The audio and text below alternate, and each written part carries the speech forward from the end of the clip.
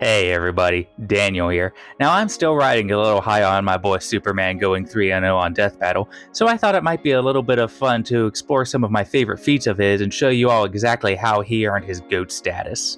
Just a couple quick little notes.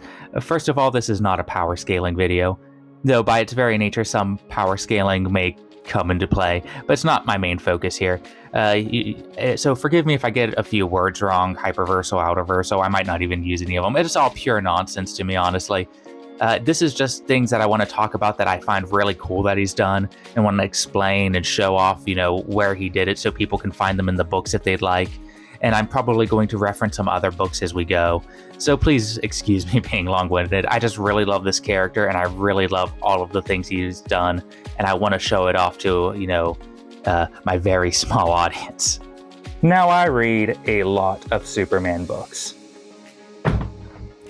A lot of Superman books. A heck of a lot of Superman books. This doesn't even take into consideration my single issue collections. Now, I wanted to show these all off because every feat that I talk about is going to be something that I personally own and can reference the main material for. That way there's no confusion of, oh, I read a single panel online. None of that sort of nonsense. This is all coming directly from the source. And if anyone would like, direct links to anything that I talk about today, I'd be more than happy to provide it. And with that, let's get started. First off, we have Superman rebuilding the moon. This took place during Scott Snyder's run on Justice League, and I had previously brought it up during my review of Goku vs. Superman 3. Scott Snyder's run on Justice League is something I have a myriad of issues with, but one thing I think he did really well was just showcasing exactly what Superman can do. You get a lot of writers that try to nerf Superman or bring his feats more down to earth because they think that'll make him more relatable, but I'm one of those fans that really like it when you just show super crazy things, you know what I mean, such as rebuilding the moon. So let's talk about that just a little bit more. While Superman's in the process of rebuilding the moon, he's being dogged by these things called coronavores that feed on solar radiation, and Batman is like chatting in his ear going, hey Clark, you might have to fight those things, you might have to take those things down. And Superman's just going, oh, no, it's fine fam, it's cool. I'm just going to rebuild this moon and, dodge these things while I'm doing it. This is important right now. And Batman's going, oh no, sometimes you have to pick your battles, Clark. You gotta know when to fight. And Superman's like, nah fam, nah, I got this. At the end of the day, I think that's one of the reasons I love this feat so much. It's just one of those moments where Batman backs off and goes, you know what? Clark, he knows what he's doing. Superman does this amazing feat of technical prowess, like how to even calc the speed for something like this is not even that important. What's important is he's doing this crazy impossible thing while fighting these crazy impossible monsters, and he still does it with this smile on his face. He shines through as this beacon of hope through it all, and that's one of the reasons why this feat really sticks out to me. Our next stop is going to take us to Our Worlds at War. Now this event had a lot of writers, so instead of listing them all and their credentials, I'm just going to show them off right there so you can check them out if you're interested. Now there's a lot you could really point to in this book to being impressive. You have Superman fighting Imperiax drones using his heat vision and frost breath at the same time. You have him dogging on Doomsday only for Doomsday to later get one-shot by the main Imperiax body.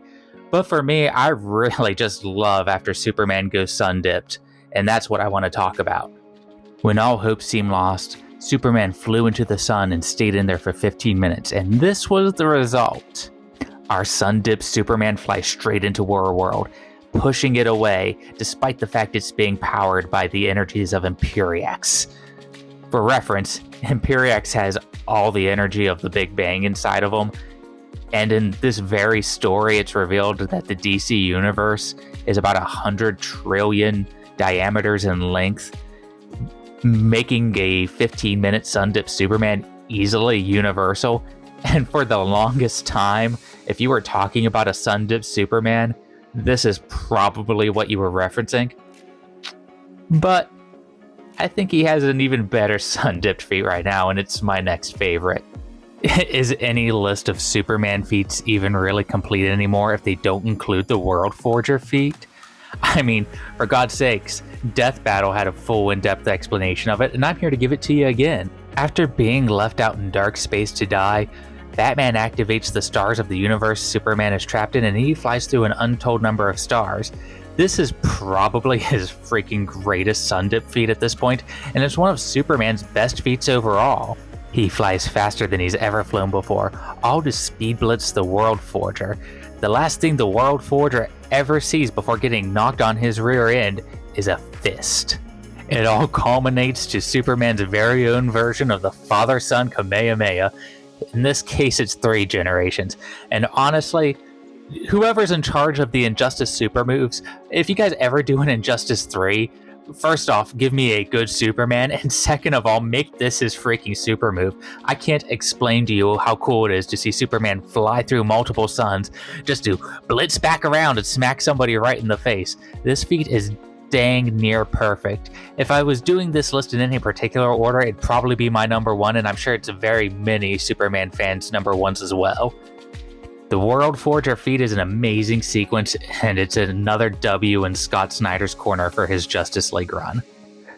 The next one I want to talk about is really more of a showing, and it comes from Brian Azzarello's For Tomorrow, which is actually the first Superman trade I ever read.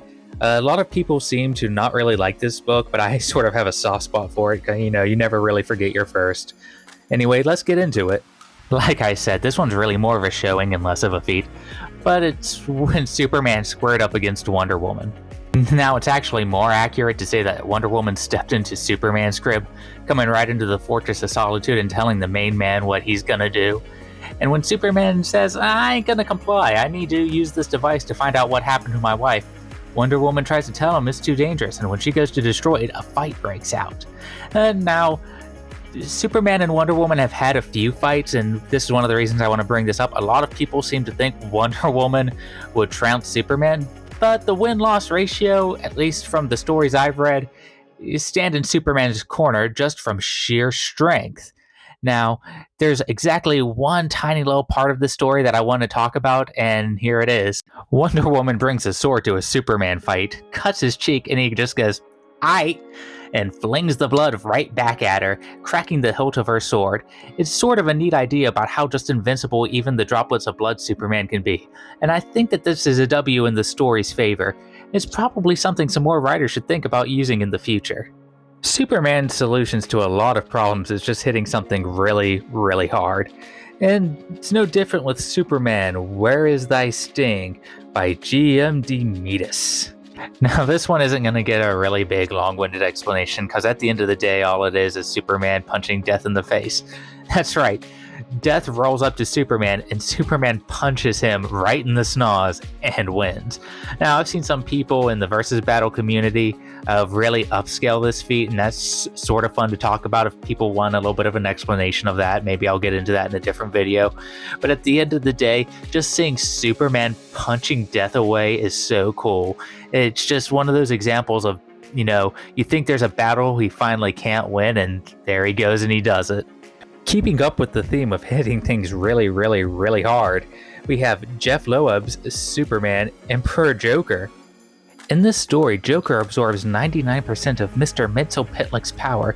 For those of you who don't know, Mr. Mxyzptlk is a 5th dimensional imp, easily above the normal DC multiverse in terms of power, and Joker's rolling around with that kind of energy, and Superman just flies right through his skull.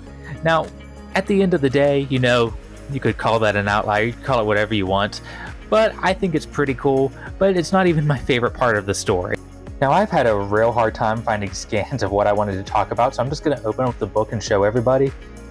In the story, everyone is telling Superman that he's going to have to kill Emperor Joker in order to fix the multiverse, and for those of you who know, Superman really doesn't like to kill anybody, so that just ain't going to work. It also implies that he would have been able to, which is sort of neat. But what Superman's solution is just sort of having this dogfight with the Joker until the Joker punches a hole in his chest, and Superman just kind of figures out that if he keeps talking to him, he can manipulate the Joker into giving all of the powers of Mxyzptlk to the Batman. Yep, this is a manipulation feat, where Superman manipulates the Joker into giving up ultimate power to the Batman. On our next stop of hitting things really, really hard is Geoff Johns' Infinite Crisis. Now, I've mentioned this feat before, and it was referenced in Death Battle's Goku vs. Superman 3. And what it comes down to is post-Crisis Superman fights Golden Age Superman, and their blows shatter the dimensions between space and time. It's completely fractured, and the resulting chaos sort of ends up with this. Every version of Superman is fighting all at once, and they're all feeling it. It's one of the more impressive things just in terms of sheer punching capabilities I've seen from Big Blue. It's very visually stunning. I can't recommend Infinite Crisis highly enough. It's one of my favorite events, and it also makes one of my favorite DC ongoing villains a thing. Superboy Prime, another guy I really can't wait to talk about on this channel. We're nearing the end of our journey for Superman feats for the day, and next up on that stop is World War III by Grant Morrison. To prevent the apocalypse, Superman must fly in and disarm the Megaton, a bomb with the capabilities of wiping out half the galaxy. One of Superman's less utilized powers is his energy absorption. He can absorb more than solar radiation, and here he is absorbing anti-sunlight. So he's absorbing something that's actively hurting him, and like I said, it was enough to vaporize half of the Milky Way galaxy. And of course, he was successful in absorbing enough energy to wipe out half the Milky Way galaxy. That's a multi-solar system level feat from an unamped Superman, and it's pretty easy to argue he was actually weakened during this entire event. This is one of his more like mid-range feats that I used to like showing off in the day, though he has things that are way more impressive, especially in a lot of versus communities. But I still have a soft spot for this one because this is just more of a sort of I like to call it a compromise, you know what I'm saying? It's not a hyper-versal, I'm punching the story kind of feat. It's just a nice, straightforward, here's a bomb and here's me disarming it, and here's how much it could destroy if I didn't. It's for that reason I think that this is sort of cool. Now it's time to talk about one of my all-time favorite books, Superman, Man of Tomorrow, by Robert Venditti. I'm sure a lot of you have heard of this one. Superman lifting the heavens. Atlas wants to go to his daughter's wedding, and Superman's all like, I got you, homeboy, and decides to take the man's burden for him. This feat's cool for a few reasons, one of which it's just literally Superman holding up the story of the DC universe. Superman himself is used as a metaphor for that a lot. And a lot of people like to talk about this feat, whether it's metaphorical or literal. It kind of misses the point of what a metaphor is. So I'm going to talk about that for just a quick second. A metaphor is something that the story is representing outside of the actual story itself. The thing that's occurring in the actual story is still an event, even though it's representative of something else. And the thing that's actually happening in the story proper is Superman lifting the heavens. And according to the author, the heavens means literally everything. Now, Atlas does tell Superman, don't lift this with your muscles, use your heart. But that sort of circles back around to Superman being this central idea of hope in the DC universe. He's sort of a cosmic pinwheel in that sort of sense, and that's another reason he gets scaled sort of high. But if anyone would like me to talk about all the time Superman has lifted infinity, I'd be more than happy to do so. I would get into the debunks and the debunks of debunks and all of that nonsense.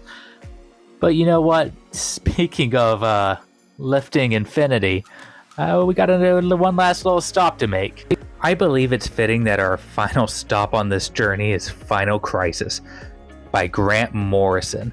Grant Morrison is a dude who's sort of known for just giving Superman some of the more absurd feats out there, and I'm going to talk about what may be my favorite feat of his, and it's probably not what you think. I'm sure everyone has heard of the Book of Infinite Pages at this point.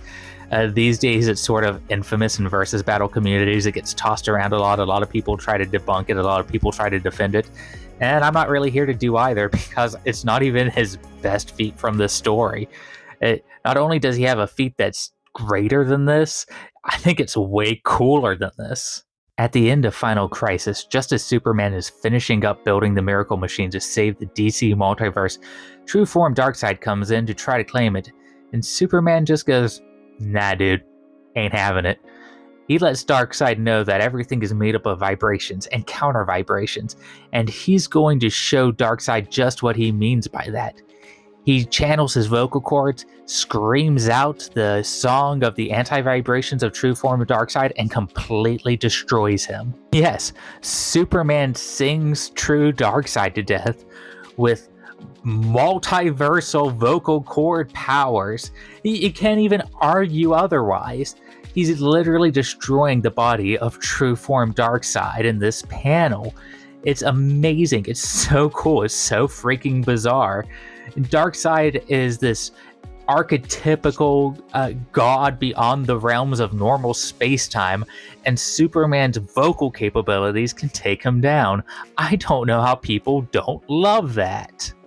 I once had somebody try to tell me that the Miracle Machine was responsible for Superman singing true form Darkseid to death. And I'm sorry, dude. It's right here on the panel. He's using his voice to do this. It's amazing. It's in my top 3 feats overall, and I just can't get enough of this. I really wish more people would, write Superman using his voice to just blow crap up, use his vocal cords. Man, put him on a singing tour or something. Anyway, those have been my personal favorite Superman feats. I just love the crazy stuff that they've had this character do over the years. I can't wait to see what they have him do in the future. That's one of the best parts, really, is, he's Superman. His story's never ending. There's always going to be more to talk about. Speaking of which, if you have a favorite feat of his that I didn't mention, why don't you comment below and let me know what it is, so we can have a conversation about it, see where it places him on a tier list. Make sure to like this video if you enjoyed your time here, subscribe, share it around, all of that jazz. Anyway, that's been Daniel with Truth, Justice, and all of that nonsense. I'll catch you next time.